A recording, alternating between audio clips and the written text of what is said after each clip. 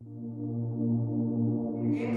تھا غوث پاک کا خادم، وہ ان کی خدمت کیا کرتا تھا تو اس ٹائم پہ اتنا شیشہ جیسے آج کل بناتے ہیں سہولیات ہیں، اس ٹائم اتنا شیشہ عام نہیں تھا، مشکلوں سے بنتا تھا. تو غوث پاک شیشہ دیکھتے تھے. یہ سنت بات ابھی کہ حضور علیہ السلام نے شیشے کو دیکھ کر آپ بھی دعا پڑھے، اپنے چہرے کو دیکھے کہ یا اللہ جس طرح میری ظاہری صورت اچھی بنائی ہے اسی طرح میرے اخلاق کو بھی اچھا بنا، میرا کردار بھی اچھا بنا اسی طرح.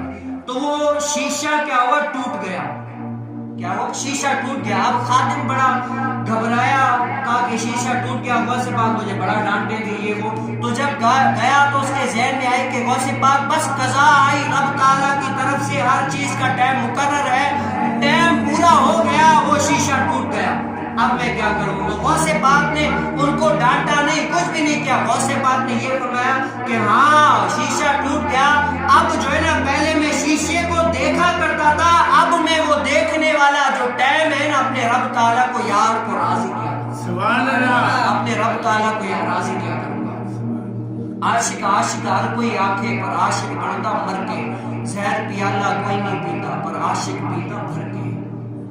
اب ٹائم جو بچا ہے نا، کہا کہ جو شیشے کو ٹائم دیکھنے کے لیے دیا کرتا تھا، اب وہ ٹائم میں اپنے رب تعالیٰ کو راضی کرنے میں لگاؤں گا، اپنے محبوب علیہ السلام کی سنتوں پر عمل کرنے میں ٹائم لگاؤں گا.